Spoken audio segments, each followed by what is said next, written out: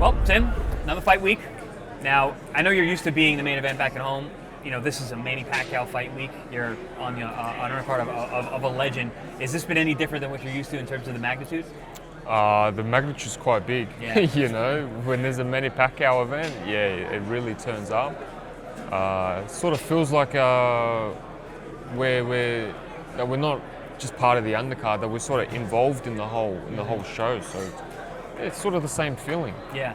Yeah, well, I mean, there's so many good fights on this card. You guys, you had a great fight last year. And I've been telling everyone, what do you think this is going to be? Like, I don't think you guys could put on a bad fight. Yeah. Just the way your styles match up. Yeah. Speaking about that first fight, a lot of people, I think, forget. You were supposed to fight Keith Thurman. Yeah. And then that fight fell through because Keith injured his bicep. And then, Keith Thurman's a 5'9" orthodox fighter, a little bit older, and had been out of the ring. Instead, you get this 6'6" southpaw who's young and fresh and was in training as well. That fight obviously went the way that it went. What's different this time around? A whole prep, a whole 10 weeks, I think even having someone that's southpaw is a whole different strategy, and the fact that I had a southpaw who's that tall, where you have to sort of close the distance, be able to get in, out, work different angles. I had to be able to practice that, And 10 weeks of being able to practice that and seeing not what just works, but what doesn't work. Right. Copping a few punches, be like, all right, I shouldn't do that next time. Trial and error. Yeah. And that's been the biggest difference for me. And you're working with a buddy of mine, Michael Fox. You had him for the first camp. How many sessions did you get last time? Two sessions. 2 spars. Yeah. How many did you get this time? Oh man, I think because I usually I swap different sparring partners. I think with Michael we did like 85 rounds. Yeah. Michael's another one. He's 6'6" southpaw. Yeah. Very, very well schooled. Yeah, and solid. he's cool, and he's very, very quick, and he's good on his legs. And he gave me some good work. Yeah. Now, you took the 2 losses back to back. Obviously, the Fundora fight. Then you came back to the Murtazalia fight. You got the win over Joey Spencer, but that was a bit of a walkover. You guys are in very different spots at this point. Momentum for Fundora, he's really on an upswing, and you're trying to get back up there. Yeah. What is your mindset going into this? Based on where you guys have been in recent form. Yeah, I feel like sometimes with momentum, sometimes you got to be able to slow it down as well. Sometimes when you're going up, you feel like you can just walk through everyone with that type of confidence. You can get a little bit of a humbling.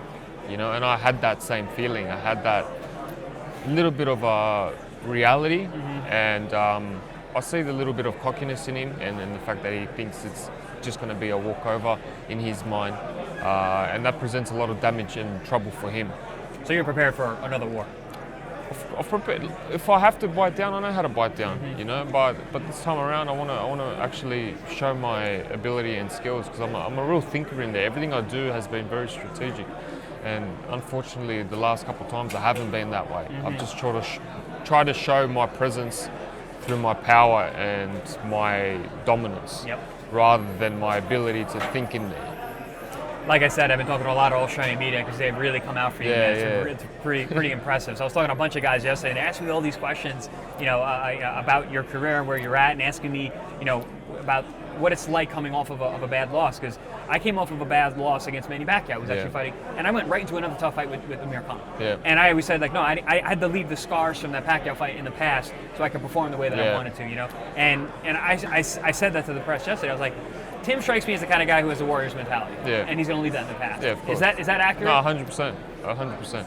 And for me, the most important thing is to be in the present moment at that fight, to take each round by round, and not think about what's happened, what's going to happen, but just live in the moment. Last question for me, and I know no fighter likes to look ahead, but, and again, this is coming from your media guys asking me questions, it's got me thinking. Yeah.